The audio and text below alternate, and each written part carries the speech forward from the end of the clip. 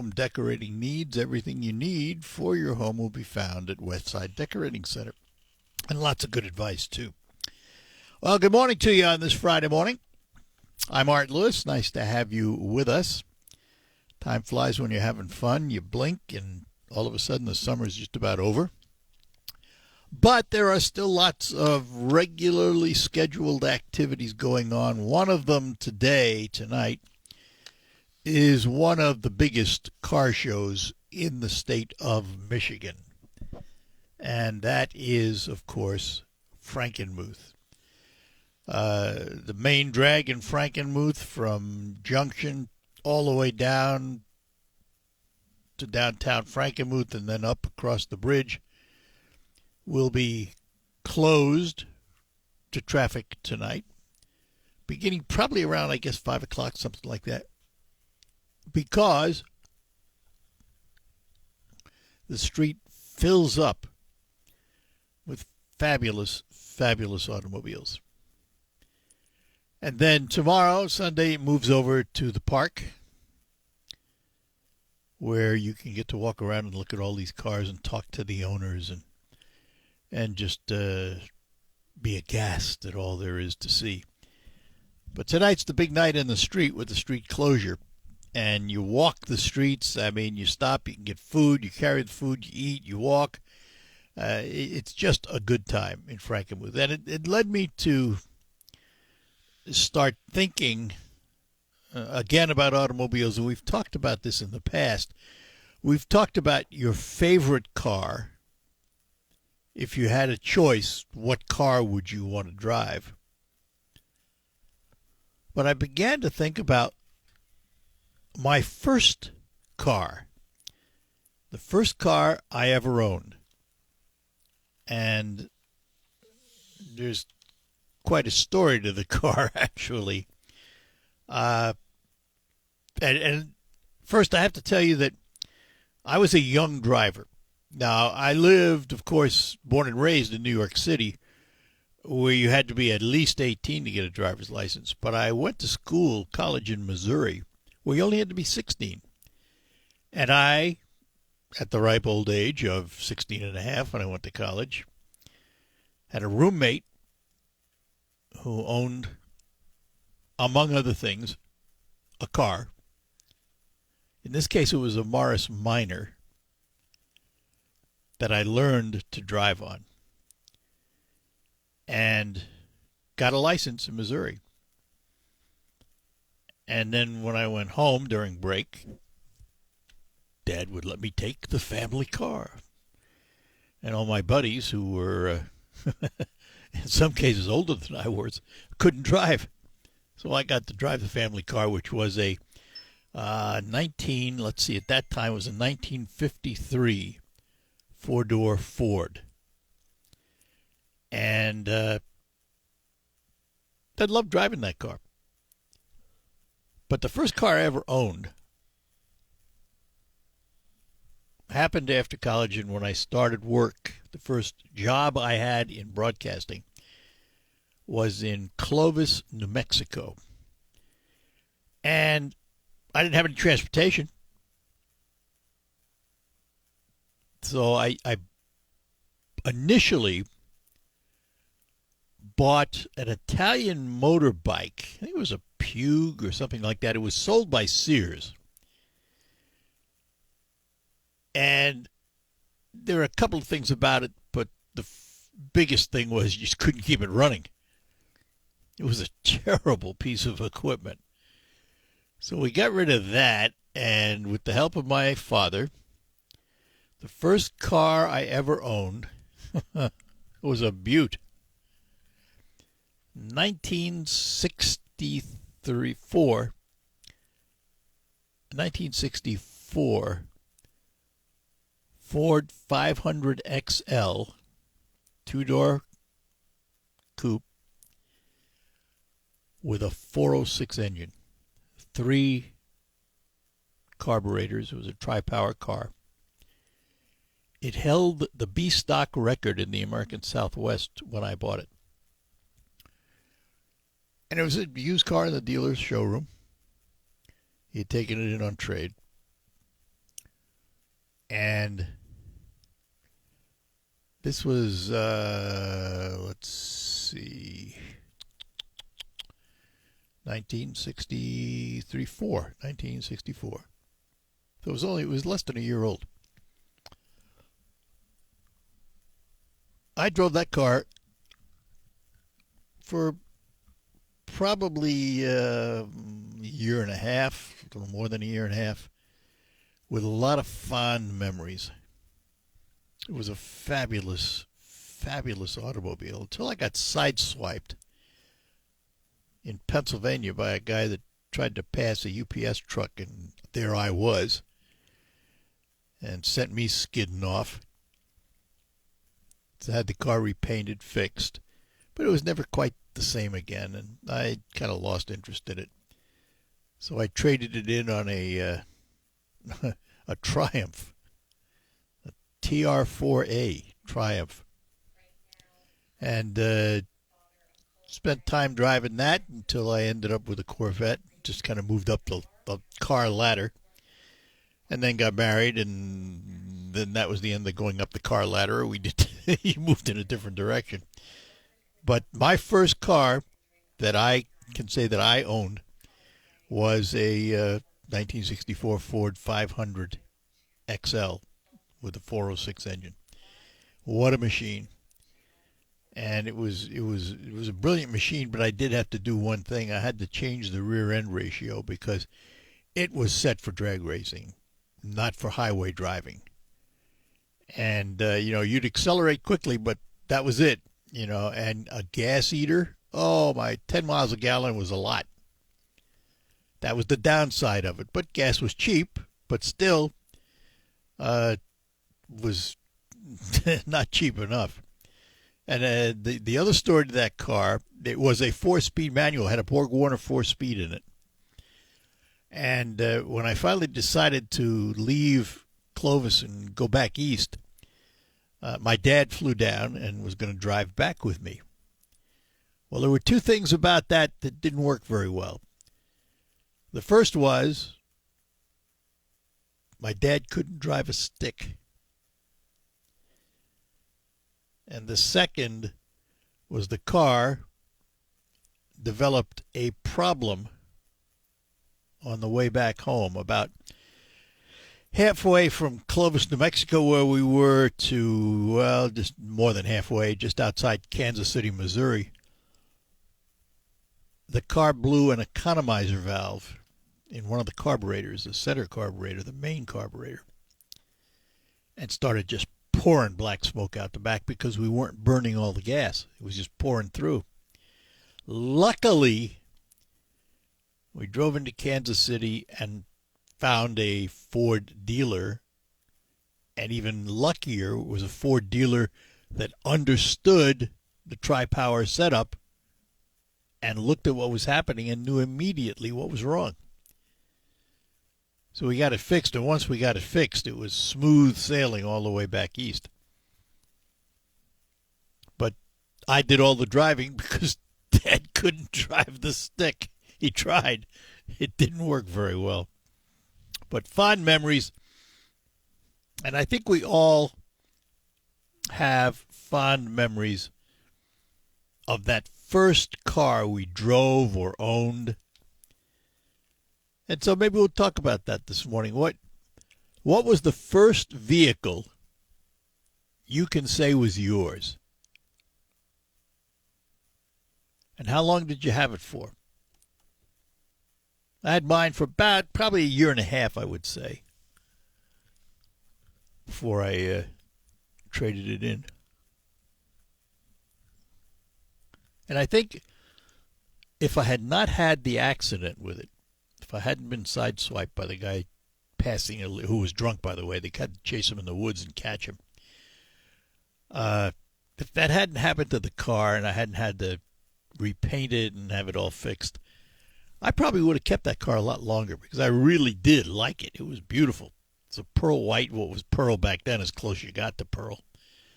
And it was just a stunning automobile. But fate had a hand in it. We moved on.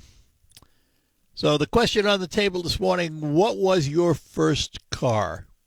989-752-6111.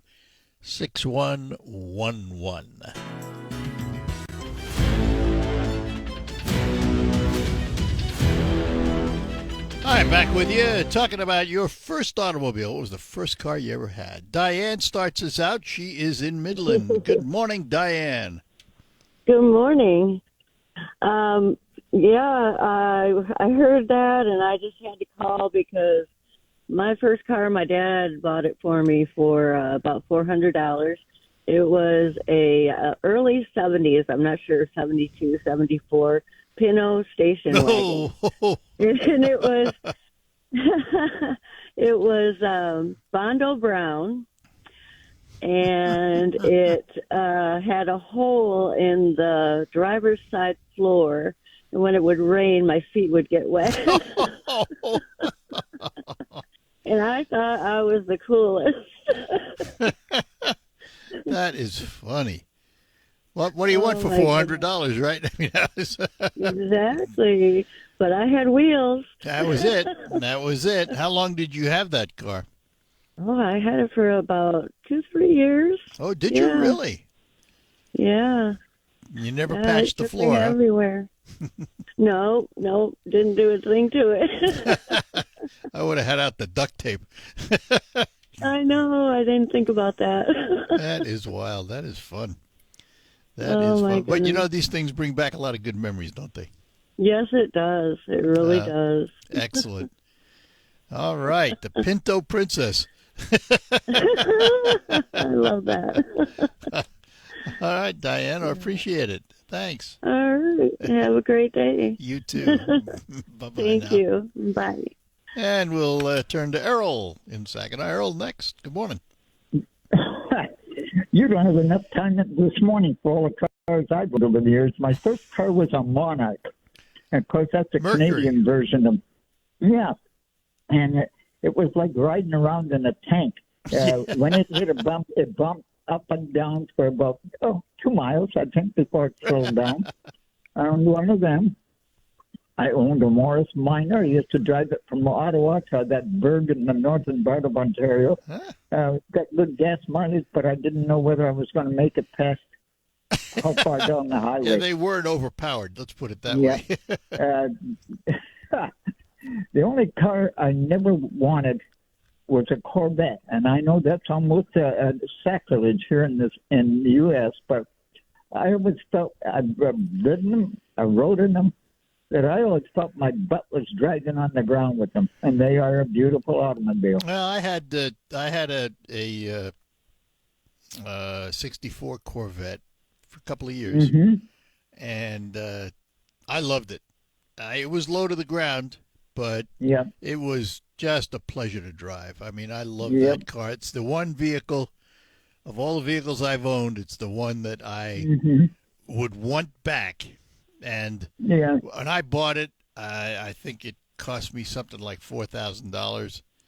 And the last one I saw across an auction block with the same equipment I had went for 110 or something like that. And I went, no. I owned a Studebaker with a high-powered machine, and finally sold that thing.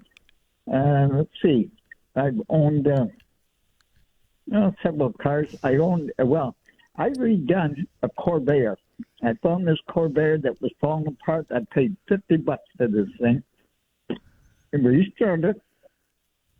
But it was a Corvair Monza Spider Turbo automobile. Right. It would outrace a Corvette in a quarter mile. That's how fast this thing was.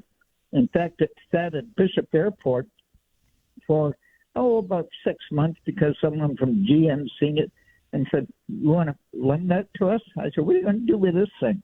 He said, "We won't park it on the turnstile where you go up to pick up it catch your flight." As a display I said, car. "What are you going to do if someone scratches it?" Because it was beautiful. I didn't do the painting. A friend of mine did because I restored it. Came with 2 bales of straw, the transmission hanging out, the tires were flat. One was the roof was caved in. Yeah, but you know what? Back in the day, you could work on those things. Oh, yeah. I did everything but the paint job. But he told me, he said, get scratch, we'll build you a brand new one. So there you go. That was a fun car. All right. I've owned the one I really wanted to own was a Ford Thunderbird with the upper windows. That was my favorite car of all time. They were nice cars, too. So, we'll all right. talk to you later, sir. Good enough. Bye-bye. Thanks. Take care. Bye-bye now. And we'll talk to William in Bay City. William, good morning to you. Good morning. Oh, the first car I had was a 1970 GTO. Whoa! And man, I had power. Yeah, you step on the brake and the gas, and at the same time, the back end would go up in the air. Then you took your foot off the gas, the brake hit the gas, and the front end would jump through the air. Yeah. They were in the day of the muscle car. They were one of the kings of the hill. But the first vehicle I drove was a brand new Robinson's laundry truck. I think it was a 54 because I was 3 years old. What? What happened is, you turned the key on, and it had a pedal to start it. You had to press the pedal to start it, and it started bucking and going down 2nd Street in my family's business. And I didn't know how to stop it. I couldn't even see it, but I looked out. At 3 years old, it was like a UPS truck. And you looked out the side. Step van. And I drove. I didn't know how to stop it. So I drove up on a curb and ran into a fence to stop. I bet you felt that one at the end. Yeah, I got the yardstick. Yeah, I was going to say something happened. All right. Very good. Well, thanks for sharing with us. All righty. Appreciate it, William. Bye-bye now. Yeah, okay, bye-bye. And we'll head out to Caro and talk to Bill this morning. Bill, good morning. Morning, Art. My first real car, I had a few that they didn't last very long. But it was in 1960, and I bought this 1953 Ford convertible off of Dwight Hill in Vassar. I paid $285 for it, and it was robin's egg blue with a dark blue nylon top on it. That nylon top was kind of unusual way back then because a lot of them still had canvas tops on them. Yeah, but vinyl. Yeah. That was a convertible, so it was canvas. It was a convertible, yeah. And it had it was mildly modified. It had 56 Oldsmobile, the long pointed taillight lens. It really looked cool. And it had an automatic trunk lid opener. You push a button under the dash, and the trunk lid would pop up. Boy, that was ahead of its time. Yeah, well, they put it on there. And the only drawback was, it really looked nice and everything, but to get my girlfriend, or if I get a new girlfriend, be at the drive-in, and had the top down, and we're watching a movie, and be about halfway up the rows, and it's starting to rain. Well, the top needed a little help. And so Bill would get in the back seat, put his feet in the seat, and she'd push the button underneath the dash, and then I'd pull the top. We got about halfway up one time, and it wouldn't go down, and it wouldn't go up. And the horn started blowing, and we had to, and it was the first and last date I had with that girl. So little humbling. But anyway, that's my story. All right, Bill. Well, listen, I appreciate it. Thanks. Yep, bye-bye. Bye-bye now. Mike in Thomas Township, hang on. We'll get to you right after these notes. When you have Hi, we're back with you here on WSGW as we chat about your first automobile, a discussion brought about by my recollecting that today is the start of the Frankenmuth Auto Show. And Mike is with us in Thomas Township. Mike, good morning. Hey, good morning, Art. Yeah, my son and I go to that Frankenmuth car show. We never miss it. And but anyway, my first car was. Let me ask a question. Yeah. Where do you park? Well, I park way down, and then I take they have a bus or a little jitney, cart, a golf cart. They haul you down to the gate. Hey, when we first used to go there, you used to park right by the gate, and now they have. So you go down. You go down in the park area on Saturday or Sunday, right? Yes. Okay. Yeah, and then I don't go Fridays because I can't walk that much anymore. I'm too old. But it's hard even with the show because the show's getting a little bit smaller and it's not as enjoyable as it used to be in the old days, but we still go. Tradition. Well, anyway, my first car was a 49 Chevy my dad gave me when he got a 55 Chevy. And so I can remember going out to the car to take it for a drive and backing it out of the driveway and ran out of gas. He didn't leave one ounce of gas in that car when he gave it to me. I had to walk down the gas station to get a can of gas. But anyway, the car, it was really nice. I bulldozed and decked it, and I put in a one-piece windshield because it had two-piece windshield. And then I put in a bubble. I got bubble fender skirts for it, and I had to modify them a little bit, but it really looked nice. And I painted it a primer gray because I couldn't afford paint. And, God, it was, but everybody knew around town. Pretty soon, a lot of people started doing primer gray cars. Now you see them quite a bit, too. But it was a nice car, lowered, and, had to watch it going through the drive-throughs. But, and then, for the engine, I got Offenhauser 3-carb intake manifold, and then because it was 6-cylinder, and then I had Clark headers with, of course, loud pipes on it, which got me in trouble. But it was a nice car. It really ran well, and I enjoyed it. It was fun because you could go to a drive-in, and you could put a couple of guys in the trunk, 2 or 3 guys, and then the back seat, the back of it folded down so you could get out from the trunk into the car. You didn't have to get out of the car. So it was kind of nice for the guys. But we used to do that because we were young kids and no money, But gas was 10 cents a gallon then, so, you could afford to go places and things. But yeah, the good old days. But now, geez, hey. But I never had a Corvette. I had a chance to get one time, and you wouldn't believe this. I went down on out in Buena Vista. There was a motel out there, and a guy right next door to it had a 53 Corvette. Mm-hmm. 53 Corvette. And $900. And I was in high school. I couldn't afford that. I didn't have no money. So I didn't. I couldn't get it. But, God, can I imagine if I had that car now? Yeah. So, yeah. But that 49 was a nice car. I enjoyed it. Great. So, all right, well, Mike. Good talking to you, my friend. Thanks. Bye now. Bye-bye now. So I get a note from Dennis who says there were no 406s in a 64 Ford. You are incorrect, Dennis. They started putting them in 1962. It was a 406 engine, 405 horsepower with 3 two-barrel carburetors. And since I owned one, I can tell you. But, yeah, they started putting the 406 in 1962 models and carried them through. And the car I had, which was a Galaxy 500 XL, today is one of the few collectibles of that era. There were so many back then. They weren't, nobody thought of them as collectible, particularly back then. But today they are. All right, let's see. All right, we'll take a break, and we're asking what your first automobile was. And let me take a moment talking about automobiles. How about keeping them in tip-top shape?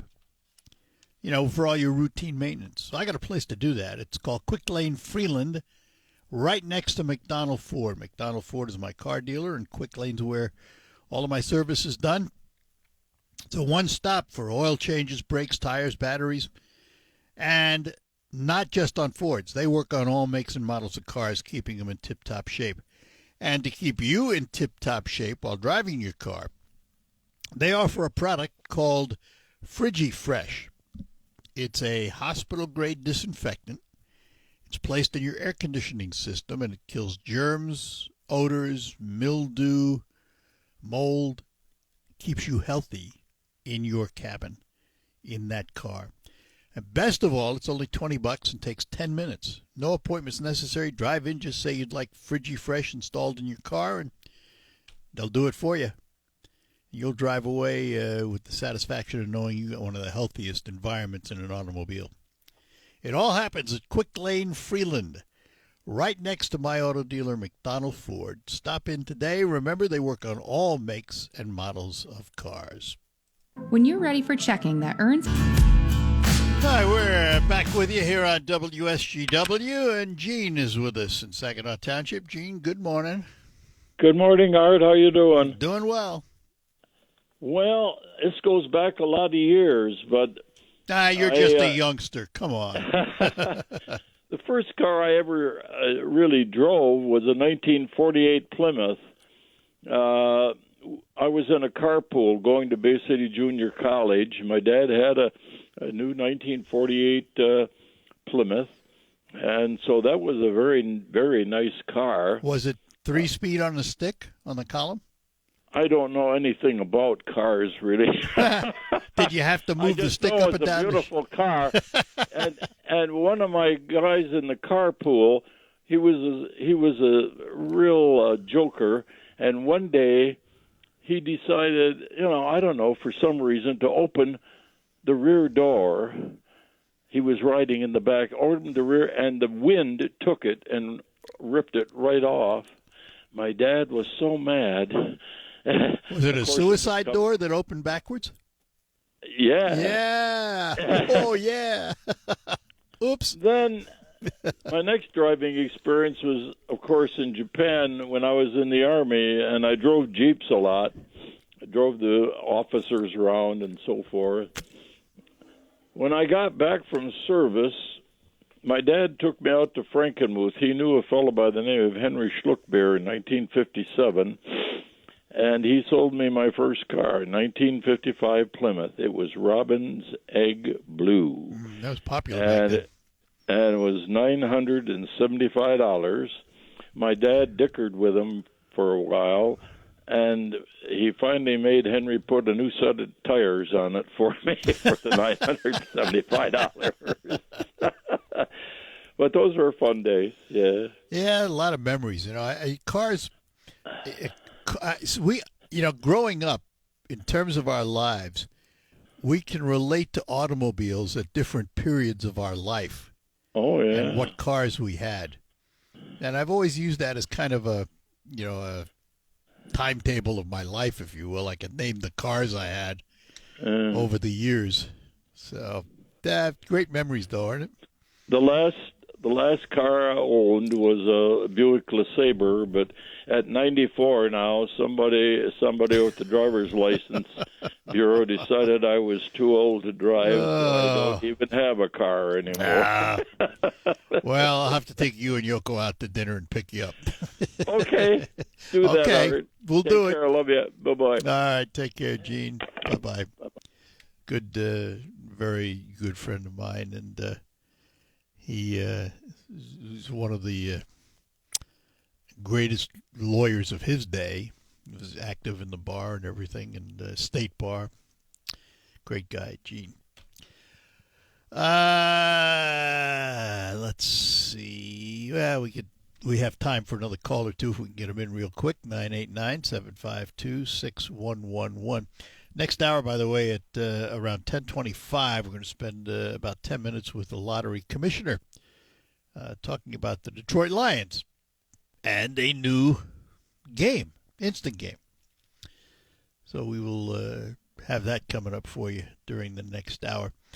I was just thinking back to the days of my 406 Ford and my Triumph and my Corvette, my first three cars, and all the work I could do on them. That was, I think, one of the things that I miss today the most is being able to go out, lift the hood of the car, and, maybe one of your valves is ticking a little more than the others. So you pull off the valve cover, you adjust the tappets, and and off you go. Can't do that today. Today, you better have a spare computer in your pocket. It's just so different. That's not to say they're not better, because the cars of today and the reliability of the cars of today and the gas mileage of the cars of today, Yes, it's better. They build far better automobiles today. But the fun of having them back then was the ability to get your hands dirty under the hood and work on those cars. That was really what made it great. Particularly, I love to fiddle with my Corvette. And I had a 365 horsepower engine. It was the fuel-injected engine without the fuel injection.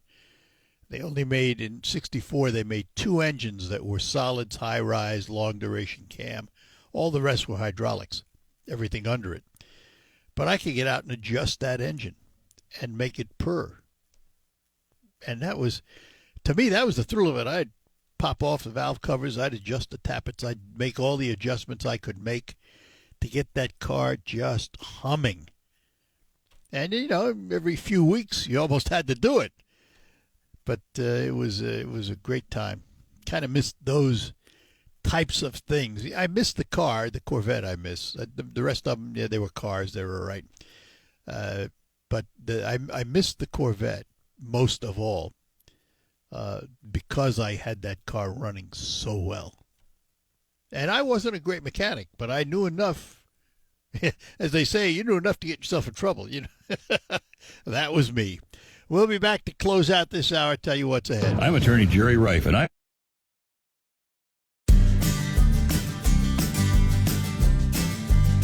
right, that does it for the first hour of the Art Lewis Show. Next hour, we'll have open phones for quite a bit of it, but we will spend about 10 minutes with the lottery commissioner talking about the new Lions games.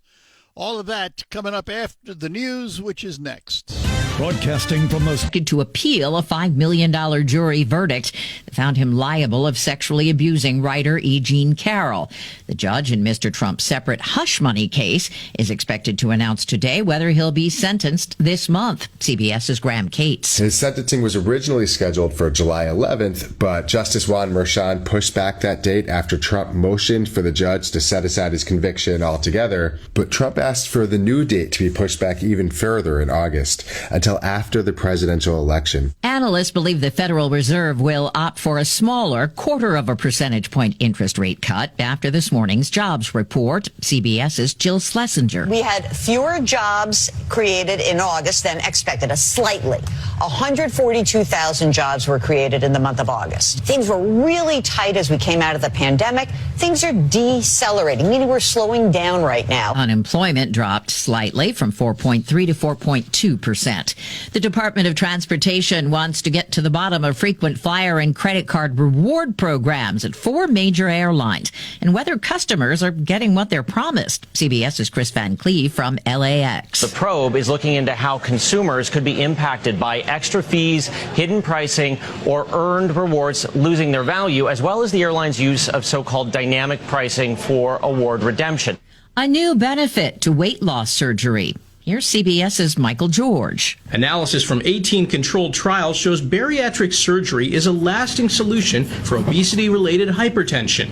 Researchers say it results in high blood pressure remission for some and less dependence on medications for other patients. The Dow is up 179 points. The S&P down 7. This is CBS News. Sponsored by Progressive Insurance. Get renter's insurance to protect the things that make your place a home, including coverage for theft or damage. Visit Progressive.com. Ready to save. Live from the 100.5 and 790 newsroom. This is WSGW News. Cloudy skies and 62 degrees at 10:05. Good morning, I'm Mike Percha. Police in Flint arrested a man on August 29th who was wanted for a homicide in Houston, Texas. According to the Houston Police Department, 37-year-old Danny Botley shot and killed 26-year-old Devin Bell in June, with witnesses describing 2 men arguing at a duplex before the shooting. Bell was shot multiple times, according to police. Botley was arrested in Flint without incident and will be extradited back to Texas to face murder charges. Michigan residents paying for electricity who endure lengthy power outages are now eligible to receive additional compensation thanks to a decision by the Michigan Public Service Commission. Prior to 2023, electricity customers were eligible only for a one-time $25 credit, and customers had to ask for it from their utility. The Commission raised that credit initially to $35 per day for each day a customer is without power, and with the credits indexed to inflation. The Commission, which is required to adjust the credit each year, last raised it to $38 last September, and yesterday it was announced the credit is now $40 per day. A ratepayer is without power and for repetitive interruptions. The credit is automatically applied to accounts of customers whose outages meet the threshold for the credit, so customers no longer have to request it from their utility. The power outage credit kicks in after 96 hours during catastrophic conditions, after 48 hours during gray sky conditions, and after 16 hours during normal conditions. Customers who endure more than 6 sustained power interruptions in 1 year are also eligible for that outage credit. The Commission says the increased credits toughen an incentive for electricity providers to improve reliability and shorten the length of outages. WSGW News Time 10:07. We're proud to make SGW News Time 10:08. The weather forecast is coming up. An uptick of ethnic intimidation incidents in Ann Arbor. According to the police department, there's been several hate incidents in the community over the last few days. Mayor Christopher Taylor says on Sunday some residents received anti-Semitic flyers at their homes. Police didn't specify what the flyers said, though they appear to have been distributed by a known neo-Nazi group. There was also recent vandalism of artwork by children. Police Chief Andre Anderson condemned the acts and asks anyone with information to contact the Ann Arbor Police Department. The DNR has detected a fast-spreading deer virus in southwest Michigan. Cheryl Fritz with Michigan News Source reports. The disease known as epizootic hemorrhagic disease, or EHD, has been seen more regularly in Michigan over the past 10 years. The disease is passed on to deer through a fly bite. It was first discovered in St. Joseph County, but as of recent, members of Van Buren and Allegan counties are also finding infected deer. For Michigan News Source, I'm Cheryl Fritz. Plans to merge 2 major Michigan hospital chains are about to become a reality. Henry Ford Health and Ascension Michigan announced that the new joint venture will begin operating on October 1st. The merger, which also includes Genesis Healthcare facilities, brings together hospitals from Metro Detroit and Mid-Michigan, combining some 50,000 employees and 550 sites under one name. The newly combined organization will be known as Henry Ford Health and will be headquartered in Detroit. A beach hazard statement remains in effect through Sunday morning across the shores of Lake Michigan. High wave action, strong currents, and dangerous swimming conditions are expected. Piers may be heavily swamped by waves. Isolated storms are possible Saturday near the lakeshore. Severe weather, however, is not expected. WSGW News Time 10:10. I'm Mike Percha. Everything you need for home decorating, and lots of great advice, too, at Westside Decorating Center. Good morning. I'm Art Lewis. Welcome to hour number 2 of the Art Lewis Show. We will have open phones, whatever you want to talk about this hour, but we will interrupt that at 10:25. We are awaiting a call from the Lottery Commissioner to talk about some of the new games that are out there, including the Lions. So we will have that conversation for a few minutes after 10:25, and then we'll continue with open phones throughout the hour, whatever you'd like to chat about. 989-752-6111 is the number to call. And a couple of things to think about. Up and coming, and this will be... let's see, this will be Tuesday, I think.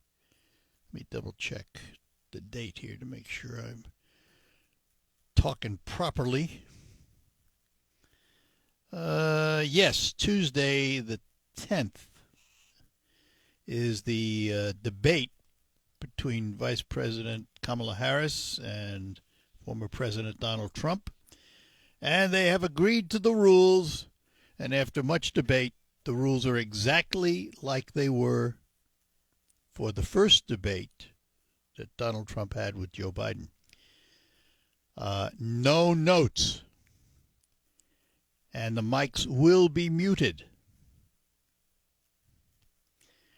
And the Harris campaign had wanted the mics unmuted, claiming that muted mics would fundamentally disadvantage her. And I'm saying to myself, they got that wrong. Muted mics will help her because it will prevent Donald Trump from talking over her. And it also prevents her from talking over Donald Trump. They'd also pushed, at least rumor had it, that they had pushed for notes, that she wanted notes, written notes. They will not have notes. They will not allow interaction with their staff during the breaks. So they're on their own. No notes. And I'm debating whether I'm going to watch this or not. On the one hand, I'm telling myself I think I better, because undoubtedly we'll have to talk about it. And for that reason alone, I will probably either record it or watch it right away. And I'm not sure we will gain as much out of this debate as we did, with the Biden debate. I mean, the Biden debate was a nail in his political coffin, so to speak. He did so poorly in it. I'm not sure Harris is going to be that way. Although I know her staff doesn't like her to be off the leash, so to speak. But time will tell. Let's say hi to Carl in Saginaw. Good morning, Carl. Good morning, Art. I'm looking forward to the debate. I think Harris is going to go up one side of him and down the other. And I don't know if you saw Trump spoke at the New York Economic Club yesterday. I didn't see I don't it. know if you heard. Okay, well, some of the answers he gave to some of the questions, he was meandering all over the map. He was asked about child care and started talking about tariffs. He just, I think Donald Trump, his mental state is not what it was. Even. Okay, I know you don't want to hear it. Well, it's not that I don't want to hear it. It's talking about different subjects when you get asked a question is political rhetoric that's been going on forever. Every politician does it. You ask them one question, they give you an answer on something else because that's what they want to talk about. I don't have nothing to do with mental acuity. Yeah, well, if you would just listen to some of the answers he gives, he rambles on. Some of the sentences don't have verbs or anything in them. It's just a word salad, and it's just. But he talked about tariffs a lot yesterday. Everything kept coming back to tariffs. I don't know if Trump understands that a tariff is a tax, and it's a tax he on understands consumers. fully well. Well, and Goldman Sachs has reported that his proposals would be terrible for inflation. They would be terrible for the economy. This is Goldman Sachs saying it, not some liberal organization. And I don't know if you saw Liz Cheney yesterday came out. Well, that was no surprise. Said, that was not a surprise. Okay, well, she's not the only Republican. I know that has come out saying. So let me ask you this: that Donald. Let me ask you this: you think there are some Democrats going to vote for Trump? Some, probably, yes. Exactly. But can you tell me like the names of 20 prominent Democrats that are going to vote for Trump? I don't care about the prominence. I care about all the other folks out there voting both sides. There are going to be crossovers both sides. And right now in this dead heat that we have here, the most important people are those who don't have an affiliation. The moderates, those are the ones that are going to make the decision. Well, I don't think Trump is appealing to the moderates All right, well, now. we'll find out. We'll find out. All right. Got to go, Carl. All right, thanks, Take care. Art. Bye-bye. And we'll talk to Chris here before we take our break. Chris, good morning. Chris in Saginaw. Good morning, Art. How are you? Good. You tell Comrade Carl that he just cool his jet, because every time he calls in, I know he's got a list of things about Trump, okay? Well, no different than when somebody else calls in and has things about the Democrats. Oh, no, I understand. Yeah. I understand. I'm not going to, I'm taking the position that you vote for who you want. Yeah. You know? But I don't want to hear all the crap about how bad one is versus the other, I can make that decision my own. There you go. Yeah. Other than that, how you doing, Art? I'm doing all right. Doing all right, buddy. You take it easy, okay? Take care. You too. Bye-bye bye. now. All right, we're going to take a break. We'll also hear from Terry Henney, who's out at the Octagon Barn, and then we'll find out what's happening with the lottery. Coming back. I'm Kamala Harris.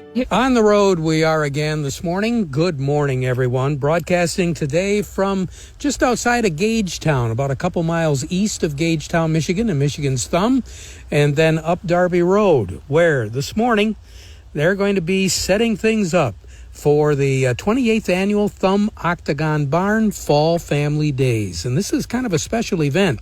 As we said, it's been going on for 27 years. This is year number 28, but they are celebrating this year 100 years of the Thumb Octagon Barn. Fish dinner, that's going to be coming up this evening, beginning at 4 o'clock, going until 7. And then on Saturday and Sunday, farmer's breakfast going on both days. Promises to be a fun event here. The Octagon Barn is something rather historical here for Michigan, and it has been quite an event to see. Children's activities, a huge craft and flea market. They're setting all of that up right now. And, of course, plenty of antique tractors, the way they used to work on the farm. Our broadcast brought to you by the folks that restore some of these tractors and help you get the tractors put together. Steiner Tractor, new parts for old tractors. More reports coming up this morning, including the farm show about 11:30. Hi.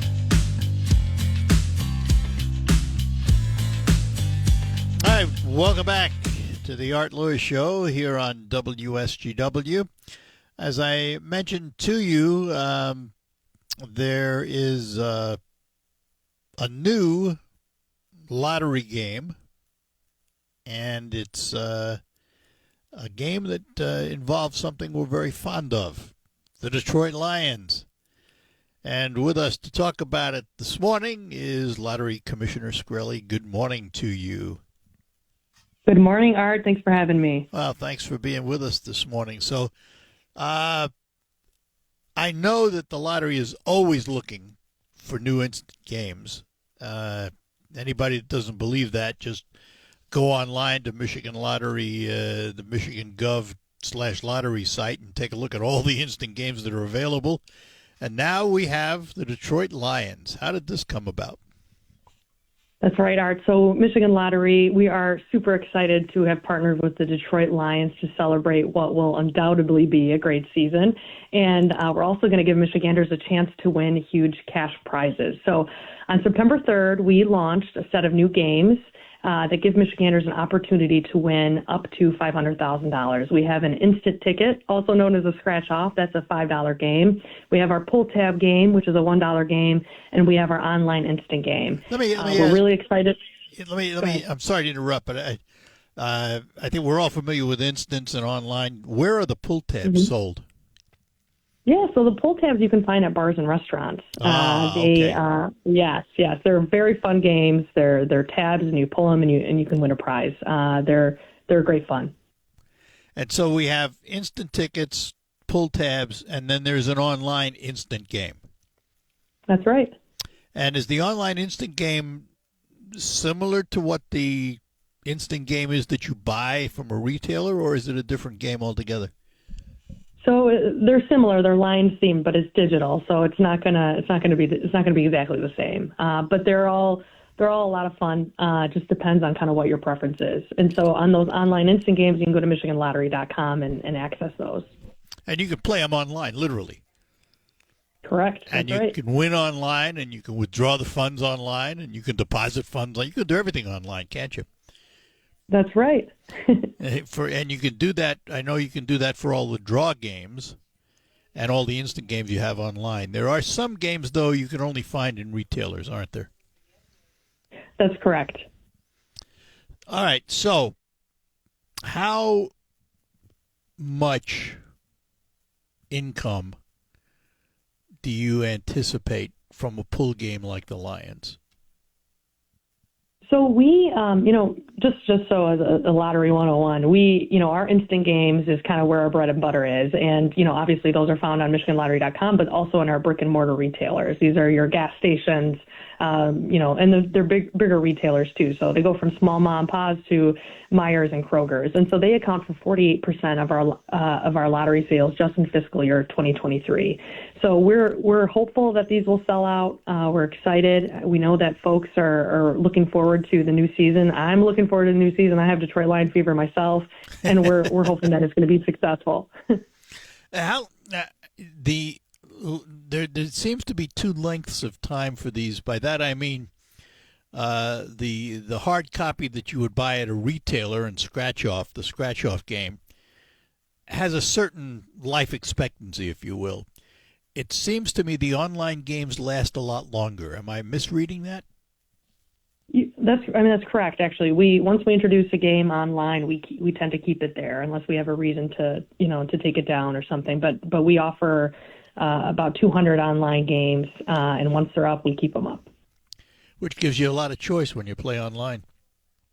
That's right. If you're like me, though, I like a small menu when I go to the restaurant. Once you get too many options, but I've talked to my team about it, and they say that why would you take a game down when somebody's used to playing it? So that's what we do. Yeah, and if you look at $1 being spent on a lottery ticket, how much goes to the education fund, and how much goes to prizes?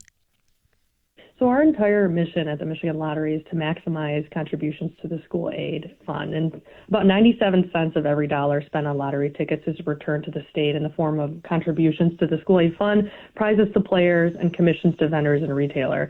And just to break it down a little bit more, for every dollar spent on lottery, 61 cents go to prizes, 27 cents go to the school aid fund, 9 cents go to retailer and vendor commission, and 3 cents go to lottery operations. And what's it like for you when something like the Mega Millions gets over $700,000? Well, it's really exciting when we have a jackpot run. It's also really good for the school aid fund because it drives people to buy the Mega Millions tickets. So currently we're looking at a $740 million jackpot. The cash option for that is $366 million. It's the 7th largest Mega Millions jackpot ever. And if you're like me, I've spent years talking with my friends and family about what I would do with that money if I win, and it generates a lot of excitement. And we're really hopeful. I don't think you can. I don't think you can win. Sorry about that, Commissioner. Not anymore. Yep, I had to give that up. Also, there was talk for a long time. Just a moment. I got something going on. There we go. There was talk for a long time of allowing anonymity with the big prizes here in Michigan. Has there been any progress on that? So our last two jackpot winners, so we had a Powerball and a Mega Millions. The people that won that, they had a lottery club, and they formed a lottery club, and they elected to have a lawyer, collect on that. So, that's what's happened in the last two. I know that there is legislation that's been introduced in the past, but the law allows for that to happen, the formation of a club and somebody claiming it. So that's where we're at. And in terms of the lesser prizes, I mean, that's true for the big prizes. If you win, for example, $1 million on one of those games, can you retain anonymity, or do you have to reveal who you are? So, everyone's so focused on the jackpot all the time, and people don't even, realize that people are still winning $1 million here and there. And, we have people coming into the Michigan Lottery all the time claiming prizes for $1 million and less. But, it's not the size of the prize when you play a multi-state. That those mechanisms exist even if you're winning $1 million. Wow. Okay. Well, let's hope the Lions do as well as I think this lottery game is going to do this year, and we'll all be happy. I know I will. I will be. So let's go Lions. I'm super excited for Sunday. We're hoping for a great season. Hoping Ben Johnson can work his magic and we can take it all the way. Commissioner, thanks for being with us today. We appreciate it. Thank you so much. Have a great day. Bye-bye now. All right, so there you go. The brand new Detroit Lions lottery instant games are out there. If you're a player, got something else to play. We're going to take a break, and then we will have open phones for the remainder of the hour. 989-752-6111. Do you know that air duct cleaning... All right, we're back with you here at WSGW, and Al is in Bay City. Al, good morning. Morning, Arthur. I have a question for you. On the front page of the sports section of the Detroit News, they're wondering why University of Michigan, who's all so high and mighty, are not giving the head football coach a contract. And I was wondering, what's your thoughts on why they're not giving him a contract? I don't know. I know nothing about him. Unless they're offering him a trial period to prove his worth, I don't know. It's rare that you'd hear of a coach not getting a contract, of even a short-term contract, 1 year. So I don't know. I have no idea. Well, that was my thought, is at least they should give him a 1-year contract to see. That means they can let him go anytime they want, I guess. I don't know. Well, that may be too, but you would think if they hired him, they have some faith in him. Otherwise, why would they hire him? A big school like the University of Michigan shouldn't let that go, I think. Yeah, well, I guess time will tell. I have no idea why they didn't give him one up front, though, if they didn't. So, anyhow, okay, all righty, you. Take care. Bye-bye now. And we'll say hi to Paul in Saginaw. Paul, good morning.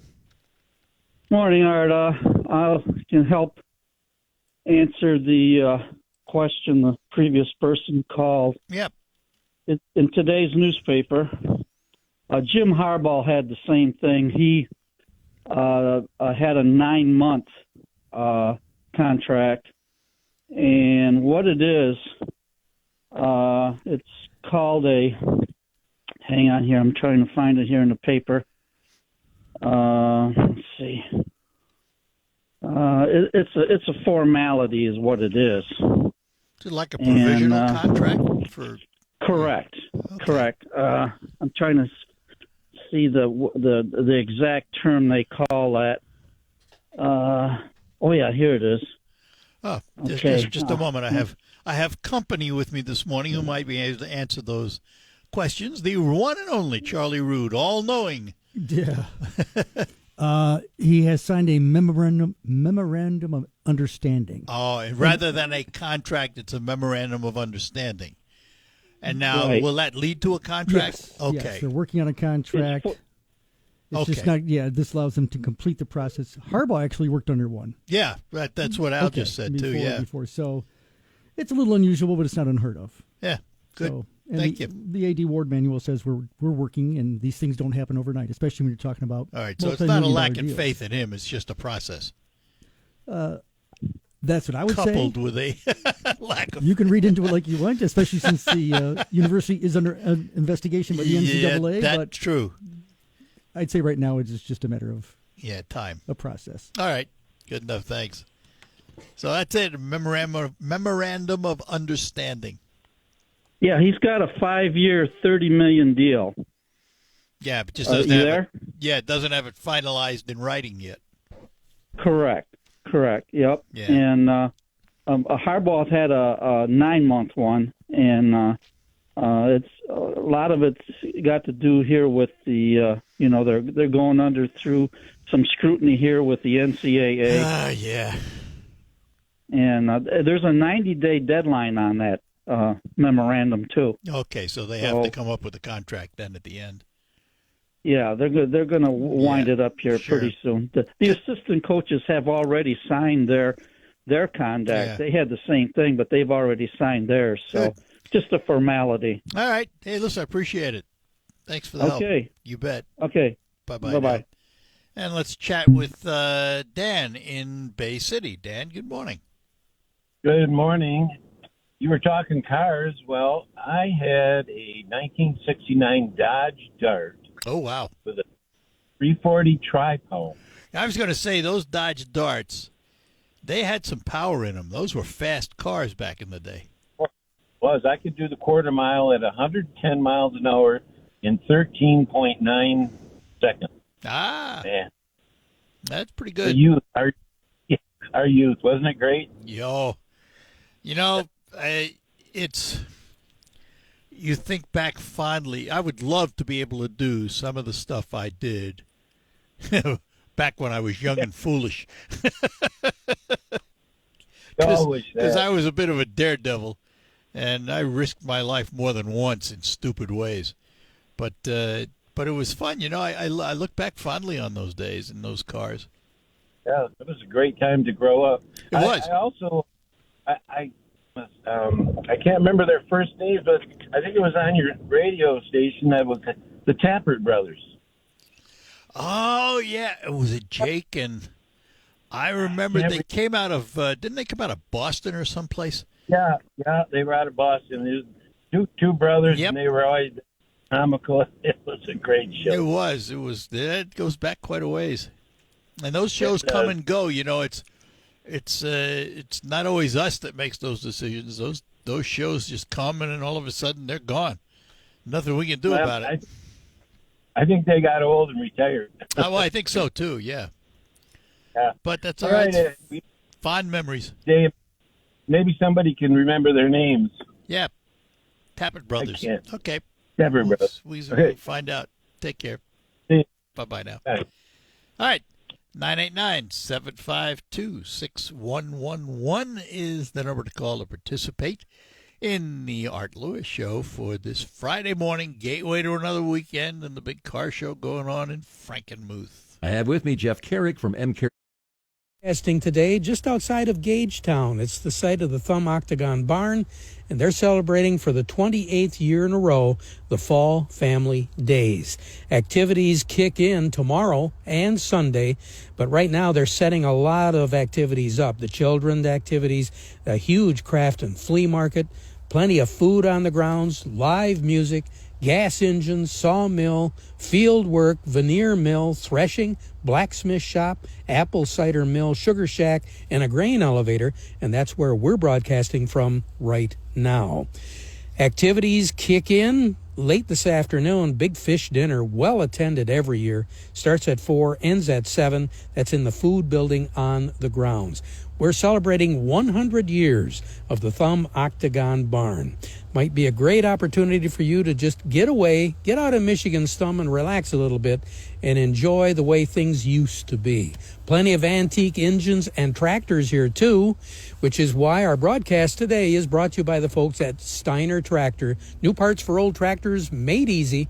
Just give them a call or go online at steinertractor.com. More coming up next hour. All right, we're back with you here on WSGW, the Art Lewis Show, and Bill is in Saginaw Township. Bill, good morning to you. Good morning, sir. I used to love the Tappert brothers. I used to listen to them religiously. Yeah, remember their names? Were Click and Clack. Click and Clack, yeah. Yep, and I think they were broadcasting on NPR for a long time. Mm-hmm. Yeah, I think that's where I heard them. And then one of them passed on, and that ended the show. Oh, is that what happened? Yeah, and their last name they had an Italian name. I can't recall it though. But I used to love the way they combined good knowledge with humor. Yeah, I do remember it. I didn't remember the names. Click and Clack, the Tappert brothers. One of them was a real comedian. He was always wisecracking, and the other one was a little more serious. Yep. That was those were the days. They were really knowledgeable too, because people would call in and they gave good advice, but they just did it in a humorous way. Well, that was the fun thing too. I mean, that that's half the secret is you get you get a little humor mixed in, makes it entertaining. Oh, that's absolutely right. That's true with many things. And I their used to be in the names, entertainment. I got their names here, their real names, Tom and Ray Magliozzi. There you go. An Italian name, Magliossi. Yep. So there They you go. mastered the art of selling the sizzle and not the steak. Yeah. That's so what they true. do. I used It's to so be in the true. entertainment business, and we had to do a lot of that. Yeah. Don't we all? All right. Great. Listen, All I right. appreciate it. Thanks a lot, Bill. Take All right. care. Bye-bye now. I know. And we'll go to Bangor and talk to Paul this morning. Good morning, Paul. Hello. Just a quick information that they're on podcasts. Are they you can really? Listen to all the old shows. Yeah, Tom and Ray Moriarty. Ah, or whatever, no how it's kidding. pronounced. So you can still find the sessions, huh? Yes. Yeah, it's kind of interesting, too, to listen to all the 1990s and 1980s car problems. Yeah. Yeah. So, podcasts. You can bring them all back. Interesting. That's great. Well, thank you. Thanks. Appreciate it. Bye-bye now. Click and clack. Ah, yes. The Tappet Brothers. There's a lot of old radio shows that had their time and disappeared either because the host retired or passed away. Example, Glenn Hagee, perfect example of a guy who was sitting atop the world when it came to home repair radio and passed away. And that was the end of Glenn Hagee. Others that came and went for various reasons, they either lost contracts or what have you. Bruce Williams, remember Bruce Williams? He was on for many, many years here on WSGW and then lost his contract and tried to continue on in the satellite world and what have you, but never regained the kind of strength he had in the broadcast world. Been a lot of those. Come and gone. Fond memories. Some of them preserved where you can hear them, as the previous caller indicated, in podcasts. But a lot of them gone.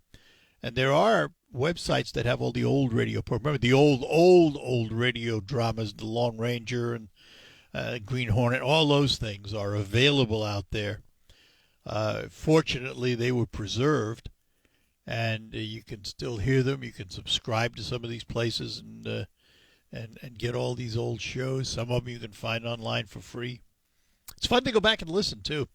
Brings back a lot of memories. I mean, when I was a kid, I can remember crawling under my covers when I was supposed to be asleep with a small radio listening to Fibber McGee and Molly. And don't ask me today why, but I did. I liked Fibber McGee and Molly and used to sneak a listen before I went to sleep. And did that for a long time till my mother got wise to it and put an end to that.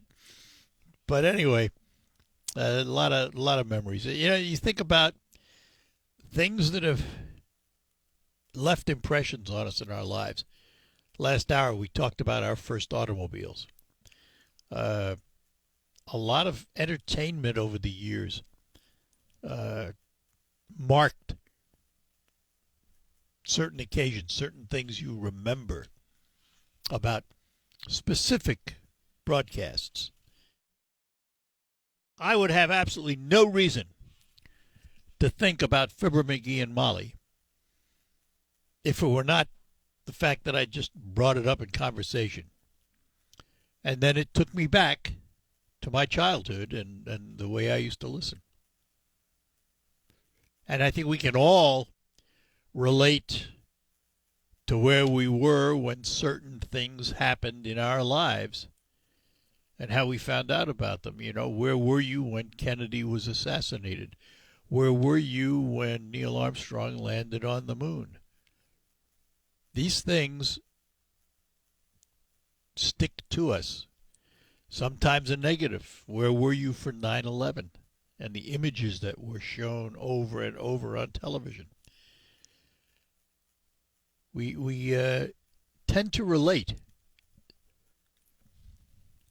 to various things that have left impressions in our lives at certain times in our lives.